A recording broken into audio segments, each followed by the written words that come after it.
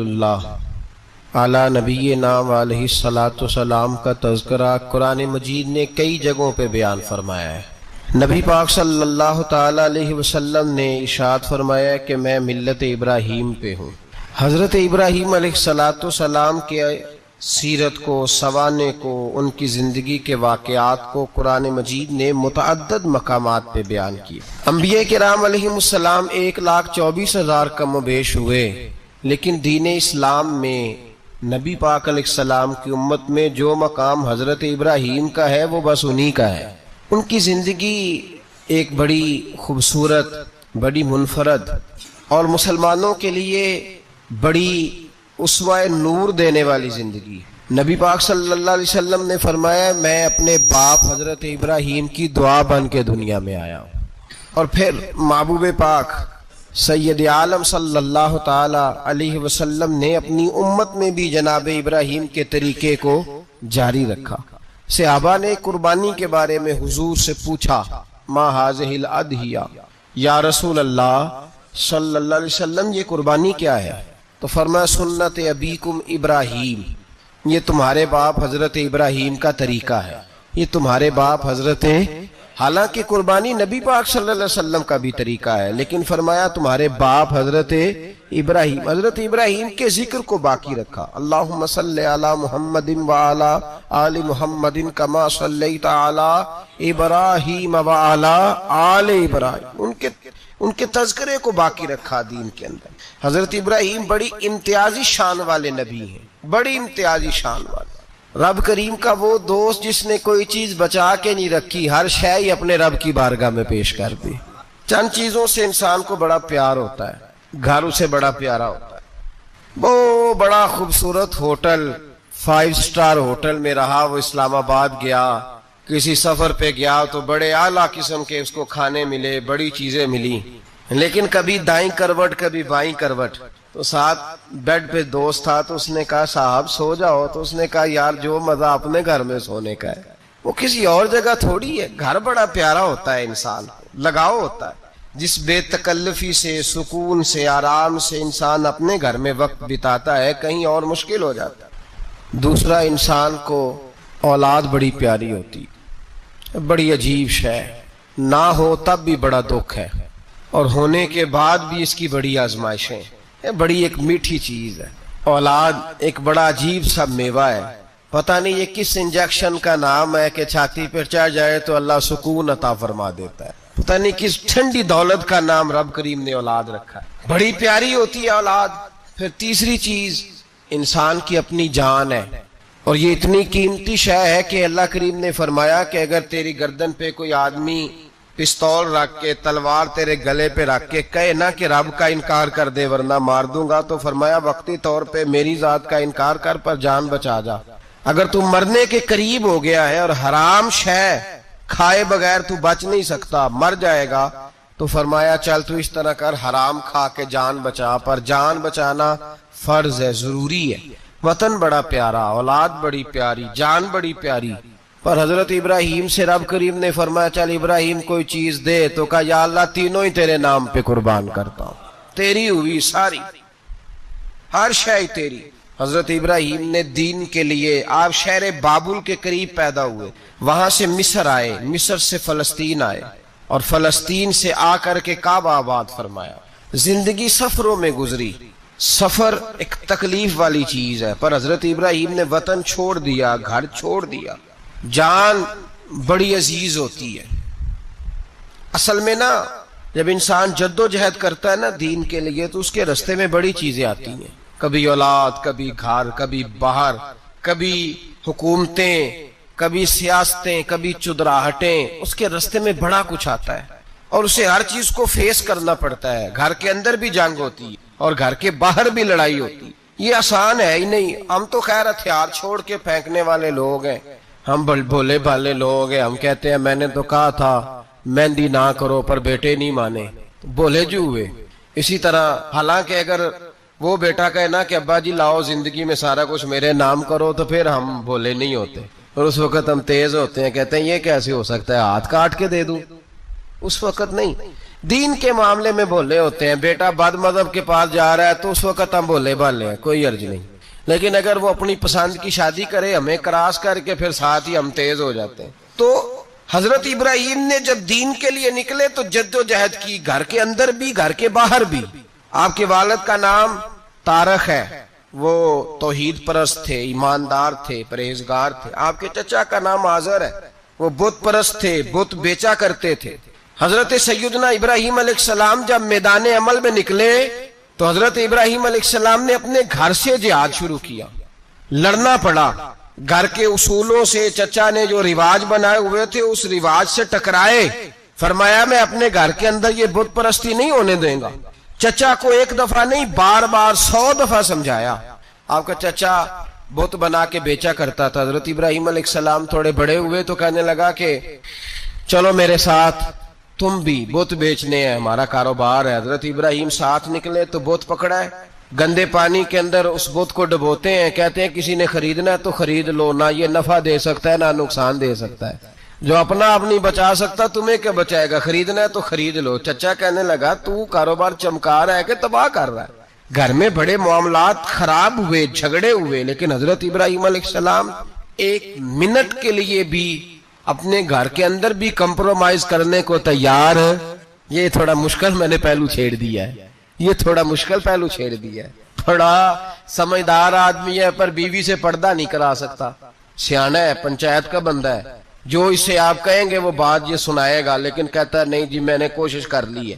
کس قسم کی کوشش ہے صاحب، یہ کیسے ہو گیا؟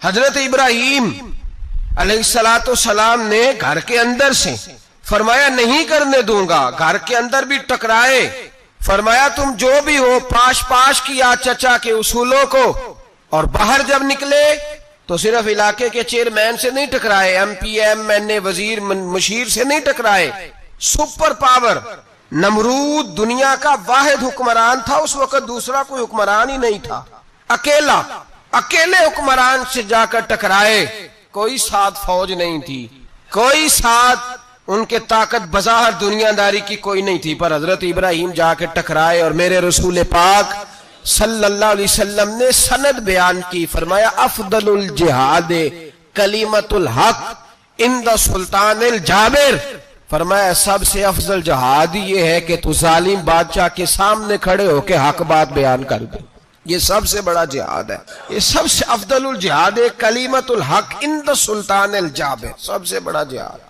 حضرت ابراہیم کھڑے ہو گئے، سپر پاور سے ٹکرائے۔ یہاں ہم لوگ حکمتوں کا شکار ہیں، دیکھیں گے، کریں گے، سوچیں گے، اور مولوی صاحب کو ویسے کہتے ہیں آپ پرہیز کریں سیاسی باتوں سے۔ بھئی اللہ کے ہر نبی نے جا کے وقت کے ظالم حکمران کو لتاڑا ہے، للکارا ہے، یہ تو مشن انبیاء ہے۔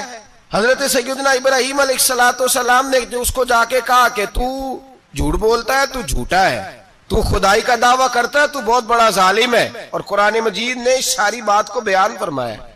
حضرت ابراہیم علیہ السلام سے کہنے لگا میں رب ہوں، تو آپ نے فرمایا میرا رب تو وہ ہے جو زندہ کرتا اور مارتا ہے۔ تو پھر آپ حق بات بیان کریں گے تو اللہ مارے گا کہ بندہ مارے گا؟ کچھ بھی نہیں ہوتا، کیونکہ زندگی موت کس کے ہاتھ میں ہے؟ اللہ کے ہاتھ میں، زندگی موت اللہ، کچھ بھی نہیں ہوتا۔ انسان صحیح سمت کا تعین کرے اور صحیح چلے۔ حضرت علی شیر خدا سے کسی نے کہا تھا کہ آپ کے بڑی دشمنی ہے، کوئی محافظ رکھ لیں۔ آپ فرمانے لگے موت خود بہت بڑی محافظ ہے، وقت سے پہلے آتی ہی نہیں، بڑی محافظ ہے وقت سے پہلے۔ علامہ نورانی رحمت اللہ تعالی علیہ کراچی جیسے شہر میں رہا کرتے تھے، جہاں گام گام پہ خطرہ تھا۔ لوگوں نے کہا حضرت اتنے بڑے لیڈر ہو، آپ کی جماعت کی 62 سیٹیں ہوئی قومی اسمبلی میں، ایک ایسا وقت بھی آیا تو کوئی ایک آدمی بندوق والا۔ آپ فرمانے لگے مجھے ضرورت ہی نہیں، اس لیے کہ جس خدا رسول کے لیے میں نکلا ہوں وہ خود ہی حفاظت کرنے والے ہیں، ضرورت نہیں ان چیزوں۔ تو بھائی حضرت ابراہیم ٹکرائے، اور آپ کا انداز کیا ہے؟ جا کے کہا کہ تو نہیں، خدا وہ ہے جو زندہ کرتا، اور اس نے ایک بیوقوفوں جیسی دلیل دی۔ ایک آدمی کو کل پھانسی دینی تھی تو اس کو بلایا، کہنے لگا تجھے کب پھانسی ہے؟ اس نے کہا کل۔ کہنے لگا جا تجھے آزاد کیا، زندگی دی، اس کو چھٹی دے دی۔ ایک عام آدمی بیچارہ بیٹھا تھا، اس کو پکڑ کے نا کہنے لگا اس کی گردن اڑا دو، کہنے لگا دیکھ لو میں بھی زندہ کرتا اور مارتا ہوں، وہ جو کل مرنے والا تھا میں نے زندہ کر دیا ہے، اور جس کو پتہ ہی نہیں تھا کہ میں نے مرنا ہے اسے پکڑ کے میں نے مار دیا ہے. یہ بیوقوفوں جیسی دلیل ہے. حضرت سیدنا ابراہیم علیہ السلام چاہتے تو اسی وقت دلیل توڑ دیتے کہ تو کیا بیوقوفوں جیسی بات کر رہا ہے, اگر تو زندگی دیتا ہے تو مرے ہوئے میں جان ڈال کے دے جس کو تو نے مارا ہے. لیکن حضرت ابراہیم نے دیکھا کہ بیوقوف ہے, بیوقوفوں سے بحث نہیں ہوتی, دلیل بدل لی جاتی ہے, ان کی عقل کے مطابق بات کی جاتی ہے. حضرت ابراہیم فرمانے لگے میرا رب وہ ہے جو سورج مشرق سے نکالتا ہے اور مغرب میں غروب کرتا ہے, تو اگر رب ہے تو تو مغرب سے نکال کے مشرق میں غروب کر. فبہت الذی کفر, کافر لاجواب ہو گیا, اس کے پاس اس چیز کا کوئی جواب نہیں تھا. علامہ اسماعیل حقی نے خوبصورت فقرہ لکھا ہے, خوبصورت, جان ڈال دی ایک جملہ کہہ کے. حضرت سیدنا علامہ اسماعیل حقی رحمت اللہ علیہ فرمانے لگے چونکہ نمرود بیوقوفوں جیسی باتیں کر رہا تھا, اگر وہ یہ کہہ دیتا نا کہ میں سورج کو نکالتا ہوں مشرق سے, میں غروب کرتا ہوں معاذ اللہ مغرب میں نکالتا ہوں, تو آپ اپنے رب سے کہیے کہ وہ مغرب سے نکال کے مشرق میں غروب کرے. علامہ اسماعیل حقی فرماتے ہیں رب کریم کی آواز قدرت تھی, مالک حضرت ابراہیم علیہ السلام کے اس, اگر وہ کہہ دیتا اور حضرت ابراہیم دعا کر دیتے تو رب کریم نے فرشتوں کو تیار بٹھایا ہوا تھا. فرمایا اگر یہ کہہ دے میرے خلیل سے کہ سورج مغرب سے نکال کے مشرق میں غروب کرنا ہے تو تیار رہنا, جس طرح خلیل کہیں گے ویسے ہی کر دیں گے. واتخذ اللہ ابراہیم خلیلا, ابراہیم ہمارا دوست جو ہوا, جیسے کہے گا ویسے کر دیں گے. حضرت سیدنا ابراہیم علیہ السلام کی باتوں کا جب جواب نہ دے سکا, دلیل نہیں بندہ دیتا پھر لڑائی کرتا ہے, پھر جھوٹے موٹے اعتراض کرتا ہے. دلیل ختم ہوتی ہے تو لوگ ذاتیات پہ اترتے ہیں, کہتے ہیں یہ کھانستا صحیح نہیں, دیکھتا صحیح نہیں. دلیل ختم, اب ذاتیات پہ اترے, کہنے لگے مجھے پتا چلا ہے کہ یہ فلانی جگہ گیا تھا تو وہاں جا کے اس نے اس طرح کیا ہے. پھر لوگ ذاتیات پہ اترتے ہیں, جب دلیل کا جواب دلیل سے نہیں دے پاتے پھر ذاتیات پر اتر کر حملے کرتے ہیں. حضرت ابراہیم کے دلائل کا جواب نمرود نہ دے سکا تو کہنے لگا کہ اس کو آگ میں ڈال دو. قوم گئی ہوئی تھی ساری, آپ نے بات سنی ہوئی ہے, میں نے صرف اشارہ دینا ہے, میلے پہ. تو حضرت سیدنا ابراہیم علیہ السلام نے سارے بت توڑ دیے, کلاڑا بڑے بت کی گردن پہ رکھا. واپس آئے, کہنے لگے بت کس نے توڑے ہیں؟ تو فرمایا اس سے پوچھ لو جس کی گردن پہ کلاڑا ہے. کہنے لگے یہ تو بول ہی نہیں سکتا. تو فرمانے لگے بڑے بیوقوف ہو, جو بولتا ہی نہیں, سنتا ہی نہیں, اپنا آپ نہیں بچا سکتا, اس کی پوجا کرتے ہو. کہنے لگے پکڑو, دلیلیں ختم ہو گئی, اس کو آگ میں ڈالو. بہت بڑی حویلی 45 فٹ مربع پہ مشتمل ایک حویلی بنائی گئی اور 45 فٹ اونچی. مختلف روایات, علامہ اسماعیل حقی کہتے ہیں کہ 3 مہینے تک نمرود نے کہا کہ اس کے اندر لکڑیاں ڈالو. لوگ پوچھنے لگے کتنی دنیا جلانی ہے؟ کہنے لگا بندہ تو ایک جلانا ہے, پر بندہ بڑا تگڑا ہے, ایک بندہ. 3 مہینے لکڑیاں ڈالی گئیں. اور لوگوں کی جو تہمات ہوتی ہیں نا وہ بڑی عجیب ہوتی ہیں. تہمات میں نے بڑی تفصیل سے رمضان المبارک میں گفتگو کی تھی. بدشگونی, تہمات لوگ لیتے ہیں. اس وقت بھی لوگ تہمات کا شکار ہو گئے. عقیدہ بگڑ جاتا ہے تو وہ عجیب و غریب باتیں کرنے لگتا ہے. تہمات کا شکار ہو گئے. بیبیاں نظر مانتی, میں بیمار ہوں, اگر صحیح ہو گئی تو اتنے من لکڑی دوں گی حضرت ابراہیم کی آگ جلانے کے لیے. ایک عورت لے کے جا رہی ہے لکڑیاں, تو ایک نیک دل آدمی نے اس سے پوچھا کہاں جا رہی ہو؟ کہنے لگی میں نے منت مانی تھی تو حضرت ابراہیم علیہ السلام کو معاذ اللہ جلانے کے لیے لکڑیاں لے کے جا رہی ہوں. تو وہ رب کریم کے بندے کہنے لگے تو ڈھونڈتی رہے گی, تجھے وہ جگہ ملے گی نہیں. وہ بی بی کئی مہینے گھومتی رہی, جگہ ہی نہیں ملی جہاں لکڑیاں ڈالنی, ماری گئی. تہمات کا شکار ہوئے بہت سارے لوگ. تہمات کا بھائی, تہمات دین کے اندر منع ہے. تہمات دین میں کوئی نظر ماننا, کوئی کسی بزرگ کے مزار پہ جا کے سالے ثواب کے لیے کوئی چیز ماننا, یہ تو درست ہوا. لیکن غیر شرعی نظریں مان لینا کہ میں آگ کے گرد چکر لگاؤں گا, میں جناب وہاں جا کے یہ والا تماشا کروں گا, میں دھاگا باندھوں گا, میں رسا کاٹوں گا, میں وہاں گندے اور سے پانی پیوں گا, ان کی شریعت اجازت, یہ تہمات ہیں, بدشگونی ہے. دین میں ان کی کوئی گنجائش. آپ نظر ماننے سے پہلے بھی کسی عالم سے رابطہ کریں کہ میں منت مانگنے لگا ہوں تو کیسے ماننی چاہیے, اس کا طریقہ پوچھ. ایسے ہی غلط چیز کی منت تھوڑی مان لی جائے گی. بہرحال آمدام برسرے مطلب حضرت ابراہیم کے لیے آگ جلائی گئی. 45 فٹ اونچی آگ ہے, پرندہ بھی اوپر سے گزرتا ہے تو نیچے گر جاتا ہے جل کے. اتنے دن لگا کے آگ جلائی گئی، اب حضرت ابراہیم کو جلایا جانے لگا ہے۔ یہاں تو موجیں ہے نا، جو کسی ادارے کا سربراہ ہے اس کے لیے موج ہے، کسی جگہ آفیسر بن گیا تو موج ہے، پیر صاحب کے لیے موج ہے، علامہ صاحب کے لیے موج ہے، خطیب صاحب کے لیے موج ہے۔ جلنا کس کو پڑتا ہے؟ بحال ہی کوئی نہیں رہا الا ماشاءاللہ۔ وہ لوگ گزر گئے جو تکلیفیں سہ کے کام کرتے تھے، گزر گیا زمانہ۔ حضرت سیدنا ابراہیم علیہ السلام کو جلایا جانے لگا ہے، تو اب اتنی بڑی آگ ہے تو ڈالے کیسے؟ شیطان نے تجویز دی کہ منجنیق بناؤ، منجنیق، بڑے بڑے بانس باندھ کے ان کے نیچے رسا باندھو، وہ جس طرح جھولنے کے لیے جھولا بنایا جاتا ہے اس طرح ایک منجنیق پرانے زمانے میں اس میں پتھر رکھ کے پھینکے جاتے تھے دشمنوں پہ، وہ منجنیق بنائی گئی کہ اتنی دور سے حضرت ابراہیم کو پھینکیں گے۔ ہاتھ حضرت ابراہیم کے باندھ دیے، پاؤں مبارک باندھ دیے، پوری زمین پہ ایک نام لینے والا خدا کا، اور اس کو آج رسیوں میں جکڑا ہوا ہے۔ جب پھینکا جانے لگا نا آگ میں، حوریں رونے لگی، فرشتے تڑپنے لگے، اے اللہ یہ کیا ہونے لگا ہے؟ ایک تیرا خلیل اور وہ بھی آگ میں۔ فرمایا جاؤ جا کے اس سے کہو اگر تمہاری مدد لیتا ہے تو اسے بچاؤ۔ ہوا کا فرشتہ آیا، کہا ابراہیم اگر تو کہے۔ او بھائی ان چیزوں کو کہانی سمجھ کے نہ سنا کریں، یہ داستان نہیں، یہ وہ طریقے ہیں جو ہمارے رسول نے ہمیں اپنانے کا حکم ارشاد فرمایا ہے۔ جو عقیدے، یہ وہ نظریات ہے جو ہمیں اوڑھنے کو کہا گیا، اپنے رب کریم کی رضا پہ راضی رہنے کے یہ وہ خوبصورت مواقع ہیں صوفیاء نے جن کو بنا کر سمجھا کر ہم تک پہنچایا ہے۔ یہ ہے اہل طریقت کی باتیں، وہ کہتے ہیں یار جس حال میں رکھے راضی رہنا ہے۔ حضرت ابراہیم علیہ السلام کو پھینکا جا رہا ہے، فرشتہ آیا، اے اللہ کے خلیل اگر حکم دو تو اتنی ہوا چلاؤں کہ نمرودی جل جائے سارے، آگ ان پہ پھینک دی جائے۔ آپ نے فرمایا تو جا، تجھ سے مجھے کوئی کام نہیں۔ تھوڑی دیر کے بعد پانی کا فرشتہ آیا، کہا حضور اتنی بارش برساؤں گا کہ آگ بجھ جائے گی۔ فرمایا تو جا، تجھ سے کوئی کام نہیں۔ اب جب منجنیق میں رکھ دیے گئے، آگ میں جانے کا لمحہ ہے، تیاری ہے، حضرت جبریل امین حاضر خدمت ہوئے، کہا ابراہیم کوئی حاجت؟ فرمایا تجھ سے کوئی نہیں۔ کہا چلو مجھ سے نہیں تو رب کریم سے ہی بات کر لو، مجھے پتا ہے میں چھوٹا ہوں، آپ مجھ سے مدد کیوں لوگے، رب کریم سے ہی بات کر لیں۔ تو حضرت ابراہیم کہنے لگے جبریل یہ بتا، رب کو نہیں پتا اس کا خلیل کس حال میں ہے، اسے نہیں پتا میں کس حال میں ہوں، میرے ہاتھ بندے ہیں، پیر بندے ہیں آگ میں، اسے نہیں پتا۔ بتایا تو اسے جاتا ہے جس سے خبر نہ ہو، تو اگر اسے پتا ہے تو اگر وہ جلانے پہ راضی ہے تو میں بھی جلنے کو تیار ہوں، میں تیار ہوں، میں تیار ہوں۔ اسے کہو ٹھیک ہے۔ حضرت سیدنا ابراہیم علیہ السلام کو منجنیق میں ڈال کے جو پھینکا آگ میں، یا نار کونی بردم و سلامن علی ابراہیم، اللہ نے فرمایا اے آگ میرے ابراہیم پہ ٹھنڈی بھی ہو جا اور سلامتی والی بھی ہو جا۔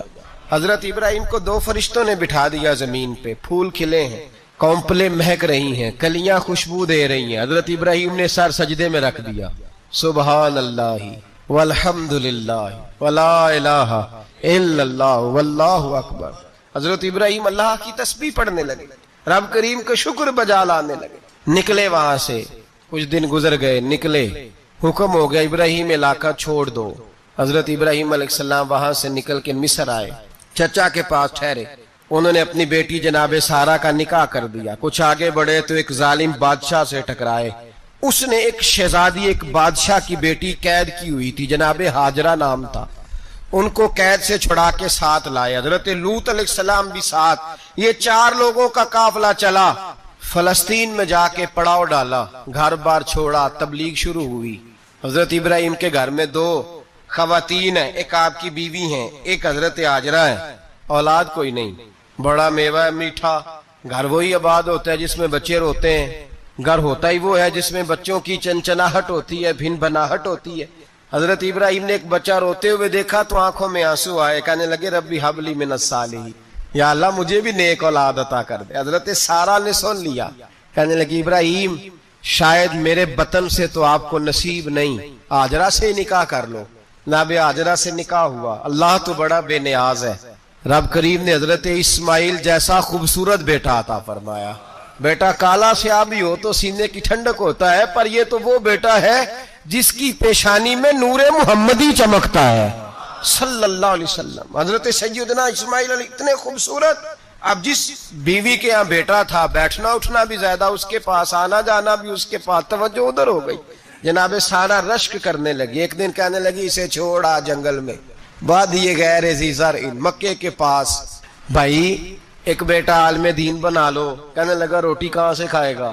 تیرے 5 بیٹے ہیں، ایک کو حافظ قرآن بنا، کہتے روٹی کہاں سے کھائے گا؟ وہ بچہ بھی کہتا ہے میں کہاں سے کھاؤں گا؟ حضرت ابراہیم علیہ السلام تو چند مہینے کا بچہ چھوڑ آئے، تو کہاں سے روٹی کھائی حضرت اسماعیل نے؟ کہاں سے کھائی ان کی اماں نے روٹی؟ بھوکے مر جاتے ہیں یہ سارے۔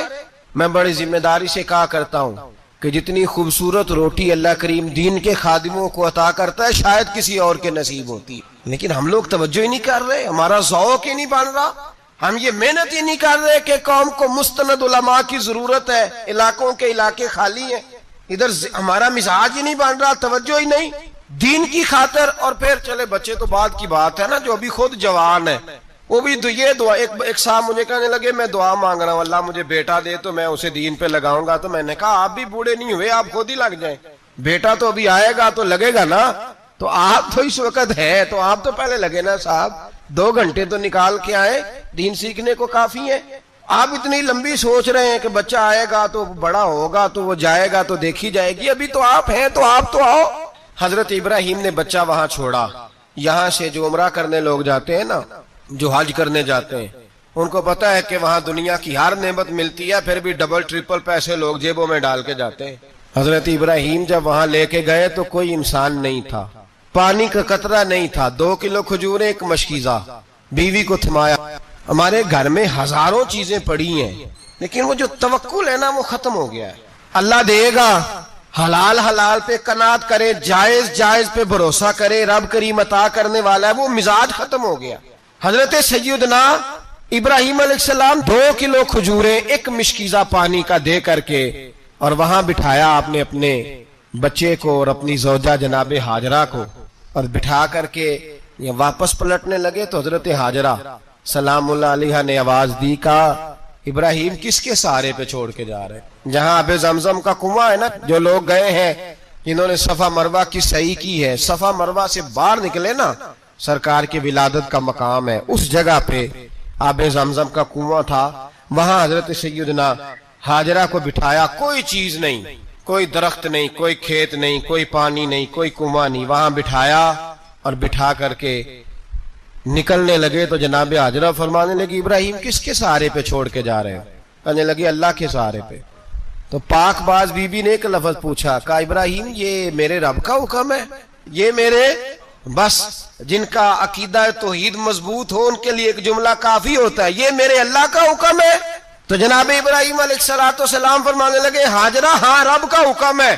جب یہ لفظ کہے تو چاہیے تھا نا حضرت ابراہیم تسلی دیتے، تو بی بی صاحبہ تسلی دینے لگی، عرض کرنے لگی ابراہیم اگر اللہ کا حکم ہے تو پھر آپ ہماری فکر نہ کرنا، اگر یہ رب کا حکم ہے تو پھر ہماری فکر نہ کرنا، جس رب نے ہمیں یہاں تک پہنچایا ہے وہ ہمیں کبھی بھی ضائع نہیں فرمائے گا، پھر فکر نہ کرنا۔ حضرت ابراہیم آ گئے، بات آپ نے سنی ہوئی ہے، اشارہ کرنا مقصود ہے۔ 13 سال میں چلے مان بھی لیا جائے بعض روایات کی روشنی میں کہ آتے جاتے بھی رہے، لیکن مکمل دیکھ بھال اپنے بچے کی پرورش میں پورا حضرت ابراہیم علیہ السلام کا کردار، سارا کردار ماں کا تھا۔ میں جب خواتین کے بارے میں کوئی بات کرتا ہوں تو میں آپ کو اکثر کہتا ہوں کہ یہ صرف بیوی کے لیے حکم نہیں ہوتا، یہ ٹریننگ بیٹی کو دینی ہے اور بہن کو دینی ہے، یہ تربیت کرے اپنے گھر میں۔ میں تجربے کی روشنی میں یہ بات عرض کیا کرتا ہوں کہ بھائی بچے باپ کے فرما بردار اس وقت ہوتے ہیں جب اماں انہیں باپ کا فرما بردار کرتی، اور بچے باپ کے نافرمان بھی تب ہوتے ہیں جب اماں انہیں باپ کا۔ میں نے اپنے کانوں سے سنا ایک دفعہ ایک بچہ اپنے باپ سے کہہ رہا ہے آپ نے تو ساری زندگی باہر گزار دی، پیسے کمانا کون سا مشکل کام ہوگا، دکھ سکھ تو سارے اماں نے برداشت کیے، سکولوں میں وہ جاتی تھی، فلانا کام وہ کرتی تھی، فلانا کام۔ اب یہ سوچ اس کی ذاتی تو نہیں، یہ اس کو دی گئی ہے، اور اگر اس کو یہ سوچ دے دی جائے کہ اماں کہے کہ میں تو اپنوں میں رہی ساری زندگی، میں نے تو اپنوں میں وقت گزارا، اور تیرا باپ تو کئی دفعہ جنازے بھی نہیں پڑھ سکا، نے تو ماں باپ ایسے دفن کر دیے، وہ اگر یہ سوچ فراہم کرے تو پھر بچہ باپ کا فرما بردار ہوتا ہے۔ اور یہ والی روایتیں ہم بیوی کو سناتے ہیں، حالانکہ کس کو سنانی چاہیے؟ بولیے، بہن اور بیٹی کو, بہن اور بیٹی کو سنائیں یہ باتیں, ان کو سمجھائیں تاکہ آگے جا کے وہ جو گھر ترتیب دیں وہ گھر بڑا عمدہ اور نکھرا ہوا ہو. حضرت سیدنا ابراہیم 13 سال کے بعد آئے, چونکہ گھر میں اللہ تبارک و تعالیٰ کی دوستی کا چرچا تھا, اللہ تبارک و تعالیٰ کی محبوبیت کا غلبہ تھا. 13 سال کے بعد فلما بالغ معہ سعیا, بیٹا جب اتنا بڑا ہوا کہ ساتھ چلنے لگا, تو حضرت ابراہیم نے اپنے بیٹے کو بلا کے کہا بیٹا مجھے خواب آئی ہے, میں تجھے ذبح کر رہا ہوں, تیری کیا رضا ہے؟ تو حضرت اسماعیل کہنے لگے یا ابت افعل ما تؤمر, ابا جی اللہ جیسے حکم دیتا ہے میرے ساتھ ویسے ہی کریں, جیسے اللہ حکم دیتا ہے ویسے ہی, بولیے ویسے ہی کریں. حضرت ہاجرہ کو کہا کہ ایک دوست نے دعوت کی ہے تو وہاں جا رہے ہیں, بی بی مطمئن ہے, تفصیلات کی ضرورت نہیں, ختم بات, اعتبار ہے, مطمئن ہو گئی. شیطان پیچھے سے آیا اماں کے پاس, ذرا تھوڑی دیر کے لیے تصور جمائیے, یہاں تو پڑوسن آ کے کوئی بات بتا دیتی ہے خاوند کے بارے میں تو کئی مہینے جھگڑا جاری رہتا ہے, پڑوسن محلے دار. شیطان نے آ کے بتایا لفظ کیا ہے, کہا حاجرہ تمہیں پتا ہے کہاں جا رہے, کہا دوست کی دعوت میں. تو کہنے لگے دوست کون ہے؟ رب کریم, اور ابراہیم کا خیال ہے کہ اس رب نے مجھے حکم دیا ہے کہ میں ذبح کروں. تو حضرت ہاجرہ کہنے لگی کبھی باپ بھی بیٹے ذبح کرتے ہیں؟ شیطان کہنے لگا ان کا خیال ہے کہ ان کے رب نے حکم دیا ہے. تو جناب ہاجرہ فرمانے لگی اگر رب نے حکم دیا تو پھر تو مجھے شیطان لگتا ہے, تو مجھے شیطان لگتا ہے. کہا کیا مطلب؟ فرمانے لگی اگر رب کریم کا حکم ہے تو میرے پاس ایک اسماعیل ہے, اگر 1000 بھی ہوتے میں سارے اللہ کے راستے میں پیش کر دے دیتی. مالک کا ہی تو ہے سارا کچھ, اسی کا ہے, اس میں لیت اللہ کی کیا گنجائش. حضرت سیدنا ابراہیم علیہ السلام نے بیٹے کے حلق پہ چھری رکھ بھی دی اور چھری چلا بھی دی, رکھ بھی دی, اور وہ تو اللہ کریم نے فرمایا یا ابراہیم قد صدقت الرؤیا, ابراہیم تو نے خواب سچا کر دکھایا, وہ قیامت تک تیرا نام رہے گا.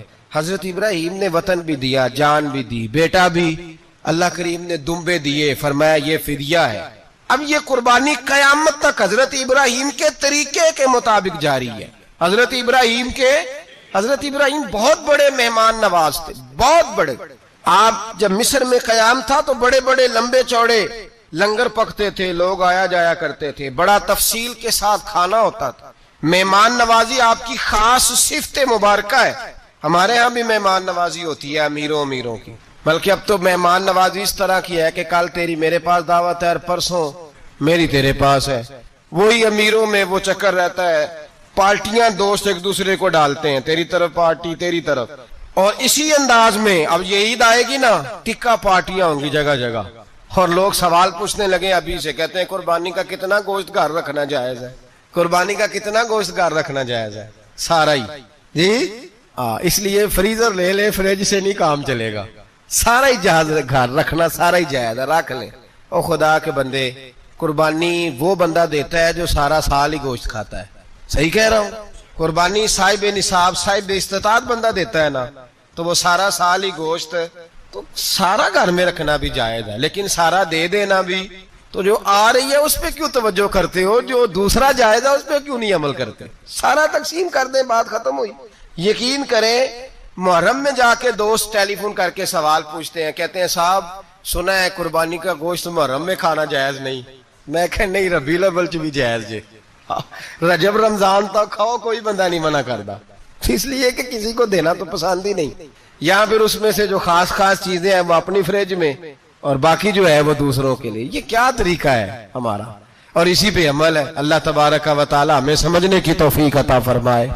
حضرت ابراہیم بہت بڑے مہمان نواز تھے, صرف قربانی نہیں دیتے تھے, سارا سال بہت سارا لنگر, بہت سارا کھانا پینا, بہت ساری چیزیں جاری رہتی تھی. اور جتنے غریب لوگ تھے فلسطین کے, ان کو پتا تھا کہ حضرت ابراہیم علیہ السلام کا لنگر جاری ہے. فلسطین میں جب آپ کا قیام تھا, ایک دفعہ ڈھیروں مہمان آ گئے اور کھانے کو کوئی چیز نہیں.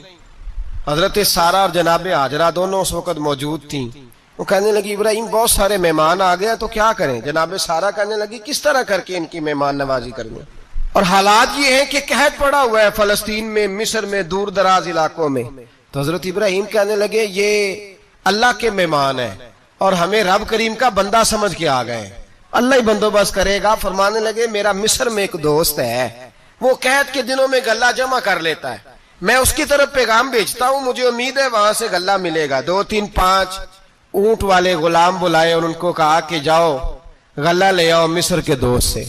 وہ لوگ کہتے ہیں ہم غلہ لینے گئے, وہاں جب پہنچے تو حضرت ابراہیم خلیل اللہ علیہ السلام کا پیغام دیا تو آپ کا وہ دوست کہنے لگا غلہ تو بے شمار تھا, مجھے خبر نہیں تھی کہ حضرت ابراہیم کا پیغام آئے گا, تو میں تو سارا تقسیم کر چکا ہوں. لوگ لے گئے, اب تو کوئی شے نہیں. اب وہ خالی آ گئے پانچوں کے پانچوں اونٹ. جب خالی آئے تو حضرت ابراہیم کی حویلی کی دیواریں چھوٹی چھوٹی تھیں.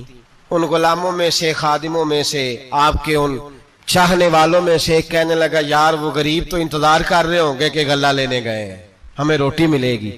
چھوٹی چھوٹی دیواریں ہیں, وہ جب دیکھیں گے نا خالی آ گئے تو انہیں تکلیف ہوگی. اس طرح کرو بوریوں میں ریت بھر لیتے ہیں, ریت بھر کے لے جاتے ہیں, بعد میں اندر رکھ کے انہیں سمجھا بہلا لیں گے یا حضرت ابراہیم کو بتائیں گے, وہ خود ہی ان لوگوں کی دل جوئی فرمائیں گے. اب غلہ کی جگہ ریت بھر کے اونٹوں پہ رکھ کے لائی گئی. لا کے بوریاں جب رکھ دی گئیں, حضرت ابراہیم علیہ السلام دوپہر کے وقت آرام فرما رہے تھے. بی بی سارا اٹھی, کہتی ہیں جب میں نے دیکھا نا کہ بوریاں پہنچ گئی ہیں تو گئی, غلام کو ساتھ لیا اور اس کو جب کھولا نا تو کہتی اتنی حسین گندم میں نے پہلے کبھی دیکھی نہیں تھی, اتنا پیارا دانا میں نے کبھی ملاحظہ ہی نہیں کیا تھا. فرماتی ہیں جب اس کو پیس کر چکی میں روٹیاں پکائیں تو خوشبو دور دور تک پھیل گئی. اعلیٰ غذا بنی, بڑے بڑے کھانے بیبیوں نے مل کے پکائے, چن دیے گئے. حضرت ابراہیم اٹھے تو لوگ کھانا کھا رہے, سجدہ شکر ادا کیا, اور جب سجدے میں گئے تو وہی آنے لگی, پھر رونے لگے. جب پلٹ کر باہر تشریف لائے تو جناب سارا کہنے لگی ابراہیم تمہارا مصری یار بڑا اچھا ہے, اس نے اتنی اعلیٰ گندم بھیجی ہے کہ اتنی تو میں نے پیاری گندم کبھی دیکھی نہیں. جناب ابراہیم مسکرائے, فرمانے لگی سارا یہ مصری یار نے نہیں بھیجی, یہ میرے عرشی یار نے بھیجی ہے, یہ میرے عرشی یار نے بھیجی ہے. بھائی مہمان نوازی مزاج تھا, لٹا دینا مزاج تھا, دوسروں کی اشک شوئی مزاج تھا. حضرت ابراہیم علیہ السلام کا طریقہ ہے قربانی, حضور نے ان کا طریقہ بیان کیا. اگر سال کے بعد قربانی دینا ان کا طریقہ ہے تو سارا سال غریبوں کو روٹی دینا بھی حضرت ابراہیم کا طریقہ, سارا سال غریب کی نوکری کرنا یہ بھی حضرت ابراہیم کا طریقہ ہے, بھوکے کو کھانا کھلانا یہ بھی. میرے مصطفیٰ کریم سید عالم صلی اللہ علیہ وسلم سے صحابہ نے پوچھا حضور بہترین مسلمان کون ہے, بہترین مسلمان؟ تو حضور نے فرمایا جو سلام لینے میں پہل کرے اور غریب کو روٹی کھلانے میں سب سے اچھا ہو, وہ بہترین مسلمان ہے, زبردست مسلمان. ہمارے ہاں دعوتیں ہوتی ہیں تو امیروں کی, افطاریاں ہیں تو امیروں کی, اور میرے مصطفیٰ کریم علیہ السلام نے فرمایا بدترین دعوت ہے جس میں امیر بلائے جائیں غریب نہ بلائے جائیں, وہ بدترین دعوت. حضرت ابراہیم کا طریقہ رہا ساری زندگی مہمان نوازی. اور دوسرا ان کا مزاج تھا, اللہ سے پیار ہو گیا تھا نا.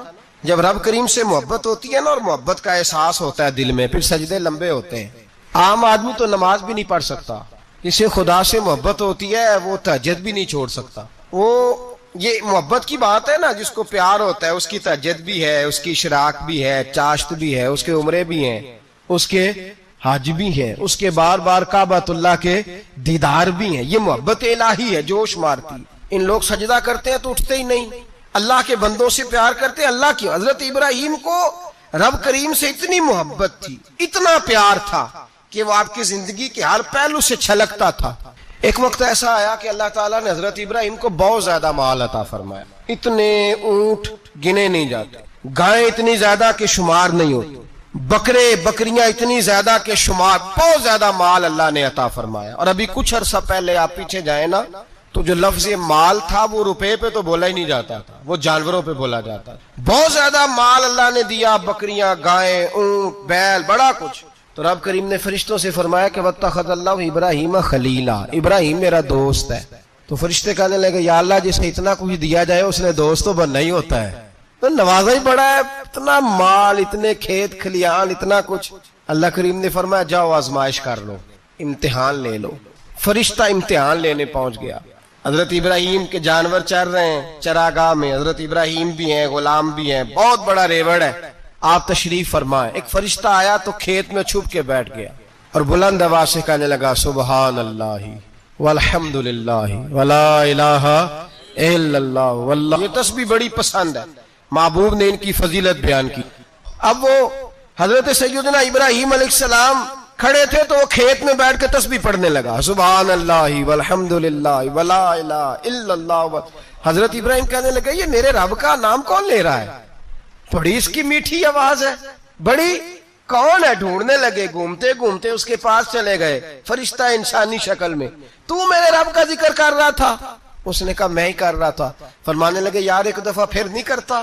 تو کہنے لگا ابراہیم پہلے تو میں اپنی مرضی سے کر رہا تھا، تو کہتا ہے تو پیسے لگیں گے، پیسے ہیں تو کر دیتا ہوں۔ حضرت ابراہیم کہنے لگے بول تو کیا لے گا؟ میرے اللہ کا ذکر سنانے کا کیا لے گا؟ کہنے لگا جتنی بکریاں آپ چرا رہے ہیں ساری دے دے تو میں اللہ کا ذکر سنا دیتا ہوں۔ آپ نے فرمایا بس جا تیری ساری ہوئی، میرے رب کا ذکر سنا۔ اور پھر شروع ہو گیا سبحان اللہ الحمدللہ ولا الہ الا اللہ واللہ اکبر۔ حضرت ابراہیم علیہ السلام کیف میں، یار پھر ذرا سنا، نا علما وچ پھسا سانو، تو یار دی گل سنا سانو، ذرا دوبارہ سنا۔ پھر سنایا، ایک دفعہ پھر کہا، فرشتہ کہنے لگا بس جی آپ کے پیسے پورے ہو گئے۔ حضرت ابراہیم کہنے لگے چل ایک دفعہ اور سنا۔ کہنے لگا پیسے لگیں گے، تو کیا لے گا؟ کہنے لگا گائیں بھینسیں ساری میری۔ فرمایا بس یار اتنی قیمت، تو سنا صحیح، سارا کچھ ہی تیرا۔ پھر شروع ہو گیا سبحان اللہ والحمدللہ ولا الہ الا اللہ واللہ اکبر۔ گائیں دے دی، بھینسیں دے دی، وہ ذکر سناتا ہے۔ حضرت ابراہیم کبھی مچلتے ہیں، کبھی روتے ہیں، کبھی آہیں بھرتے ہیں، تو میرے رب کا نام لے رہا ہے، ذرا پھر سے لے۔ کیف جاری ہے۔ کہنے لگا بس بھائی۔ حضرت ابراہیم فرمانے لگے تو اور لے لے جو لینا ہے، مجھے ذکر سنا۔ اس نے کہا ابراہیم بکریاں میں لے چکا، گائے بھینسیں میں لے چکا، اونٹ رہ گئے، سارے لے لوں گا پھر ذکر سناؤں گا۔ فرمایا جا تیرا ہوا تو ذکر سناتا رہ، میں دیتا ہوں۔ دے دیا، کچھ دیر ذکر کیا تو اب خاموش ہو گیا۔ حضرت ابراہیم خلیل اللہ علیہ السلام فرمانے لگے ذکر سنا۔ کہنے لگا ابراہیم اب تیرے پاس دینے کو کیا ہے؟ ہر چیز تو میں لے چکا۔ آپ فرمانے لگے یہ گائے بھینسیں بکریاں چرانے کے لیے تجھے کوئی نوکر ملازم بھی تو چاہیے نا، تو اس طرح کر مجھے رکھ لے، میں روٹی نہیں مانگوں گا، کھانا نہیں مانگوں گا، تو اللہ کا ذکر سناتا رہنا، میں تیرے جانوروں کی نوکری کرتا رہوں گا۔ حضرت ابراہیم علیہ السلام نے جب یہ کہا نا، فرشتے کی آنکھوں میں آنسو آ گئے۔ تر دامنی پہ شیخ ہماری نہ جائیے، ہم دامن نچوڑ دیں تو فرشتے وضو کریں۔ فرشتہ رو پڑا اور کہنے لگا ابراہیم مجھے سینے سے لگاؤ، آپ واقعی اس قابل ہے کہ اللہ آپ کو اپنا دوست بنائے، واقعی اس قابل ہے کہ رب آپ کو اپنا۔ حضرت ابراہیم علیہ السلام کا خدا سے محبت کرنے کا نرالا انداز۔ اور میرے بھائی یہی محبت انہیں میرے مصطفیٰ سے بھی تھی۔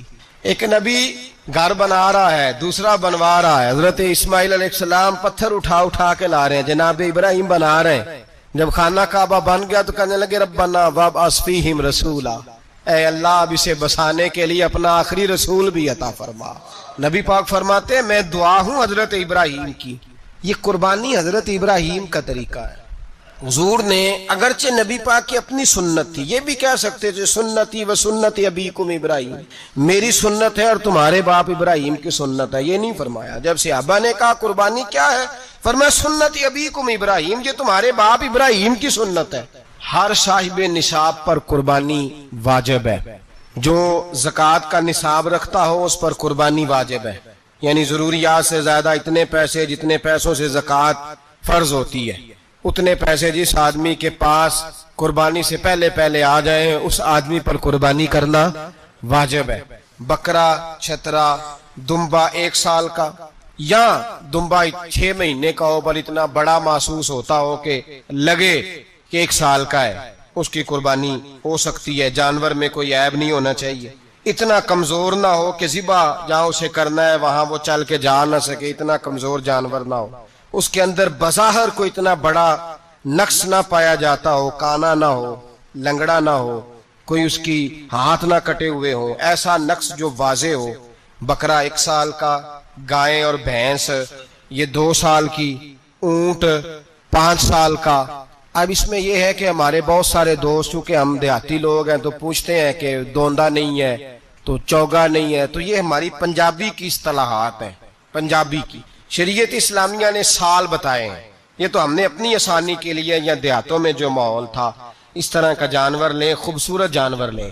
جو نصاب ہے وہ بھی میں نے آپ کو بتایا، لیکن ایک اور پہلو بھی ہے، نبی پاک صلی اللہ علیہ وسلم پہ زکوٰۃ کبھی فرض نہیں ہوئی، کبھی حضور پہ زکوٰۃ فرض نہیں ہوئی۔ نبی پاک صلی اللہ علیہ وسلم کے پاس اتنا سرمایہ کبھی اکٹھا ہوا ہی نہیں کہ زکوٰۃ فرض ہو، لیکن نبی پاک کے صحابہ فرماتے ہیں کہ مدینے کے 10 سالوں میں اللہ کے رسول نے ہر سال قربانی فرمائی ہے، ہر سال قربانی دی، اور جس سال حضور حج کرنے گئے اس سال اللہ کے نبی نے 63 اونٹ ذبح فرمائے، اور حضور صلی اللہ علیہ وسلم جب اونٹ ذبح کرنے لگتے نا تو صحابہ کہتے ہیں اونٹ خود دوڑ کے حضور کے سامنے آ کے لیٹ جاتا، اور نبی پاک اسے ذبح کرتے اور فرماتے ہیں ایک دوسرے کو دھکے دیتے اونٹ کے، پہلے میں نے جانا ہے ذبح ہونے کے لیے، پہلے میں نے، انہیں پتا تھا کہ جو مصطفیٰ کے ہاتھوں ذبح ہوگا وہ تو دائمی زندگی پا جائے گا، یہاں بھی وہاں بھی زندہ۔ 63 اونٹ ذبح کیے، ایک اونٹ میں کتنی قربانیاں ہوتی ہیں؟ 7۔ اب 63 کو 7 سے ضرب دو گے تو کتنی بنے گی؟ اور پھر نبی پاک صلی اللہ علیہ وسلم نے 10 سال مدینہ منورہ میں قربانی دی، ہر سال۔ اب وہ 63 اونٹ، ایک اونٹ میں 7 قربانیاں، ہر سال یہاں قربانی، اور مولا علی شیر خدا فرماتے ہیں نبی پاک 2 قربانیاں دیتے۔ میں نے کہا حضور 2 جانور ذبح کر رہے ہیں آپ، تو حضور نے فرمایا ایک میری طرف سے، ایک میری امت کی طرف سے، غریبوں کی طرف سے۔ اور حضرت علی کو حضور نے وصیت فرمائی تو 2 دیا کرے گا۔ یا رسول اللہ صلی اللہ علیہ وسلم میں غلام ہوں، خادم ہوں۔ حضور نے فرمایا علی ایک تو نے اپنی دینی ہے، ایک میری طرف سے دینی ہے۔ 2 قربانیاں۔ مولا علی نے بھی ساری زندگی 2 قربانیاں دی۔ حضرت علی بھی مال کے نصاب نہیں تھے، اپنا مکان ہی نہیں تھا، کوئی کاروبار نہیں تھا، کئی دن فاقے رہتے تھے، پر قربانیاں کتنی دیتے تھے؟ 2۔ ہمارے پاس ویسے اگر سسرال میں، میکے میں، کزنوں میں کچھ شادی ہو جائے تو 50-60 ہزار کا خرچہ برابر ہے، وہ پکا ہے۔ اور قربانی کی باری غریب ہو گئے، سارے غریب ہو گئے، کہتے نہیں یہاں مشکل ہے۔ او خدا کے بندے، اللہ کے ساتھ تجارت کر، اس کے رستے میں ایک دے گا، رب تجھے 70 گنا اضافہ کے ساتھ عطا فرمائے گا۔ قربانی مال کے نصاب پہ ہے۔ کوشش کیا کریں کہ اللہ کے رستے میں جب دینا ہو پھر لیت اللہ سے بچیں، خوبصورت جانور لائیں۔ جن کو اللہ نے توفیق دی ہے ان کے لیے نصیحت ہے، جن کو اللہ نے توفیق دی۔ میں نے اپنے حضرت صاحب کو دیکھا ہے، وہ کہتے تھے کئی جانور اللہ نے بڑا نوازا ہے، کہتے ایک میرا ہے، ایک میرے ماں کا، ایک میرے باپ کا ہے، ایک میرے فلاں استاد صاحب کا، ایک میرے پیر صاحب کا ہے۔ یہ جانور غوث اعظم جیلانی کا نام کا دے رہا ہوں۔ اور پھر ایک بڑا خوبصورت جانور بندھا ہوتا اور حضرت خود ان کو چارہ ڈال رہے ہوتے، تو حضور یہ کیا ہے؟ فرمانے لگے یہ میں رسول اللہ کے نام پہ قربان کروں گا، یہ نبی پاک کے نام پر قربان کیا جائے گا۔ جن کو اللہ نے حیثیت دی ہے وہ کوشش کریں اپنے محبوب کی طرف سے بھی قربانی کریں، نبی پاک کے نام کی قربانی دے، خوبصورت سا جانور پیارا، پھر اس کی خدمت ہو، پھر اس کی قربانی دی جائے، اور نبی پاک کے نام پر قربانی دی جائے۔ حضور نے خود وصیت فرمائی حضرت ابو بکر صدیق کو، قربانی بڑا حسین عمل ہے، اور میرے نبی پاک صلی اللہ علیہ وسلم نے ناراضگی بھی فرمائی، ذرا خوگر حمد سے تھوڑا سا گلہ بھی سن لے۔ میرے حبیب نے فرمایا جو طاقت کے باوجود قربانی نہ کرے وہ ہماری عیدگاہ میں عید کی نماز پڑھنے نہ آئے، وہ نہ آئے۔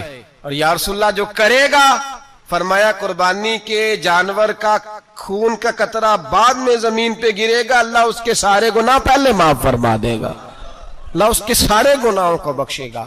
قربانی کریں، خوبصورت انداز میں کریں، اللہ کی رضا کے لیے۔ بزرگوں نے لکھا ہے 3 حصے کرو گوشت کے، ایک گھر میں رکھو، ایک رشتہ داروں میں بانٹو، پڑوسیوں میں بانٹو، اور تیسرا فقط غریبوں کو دو۔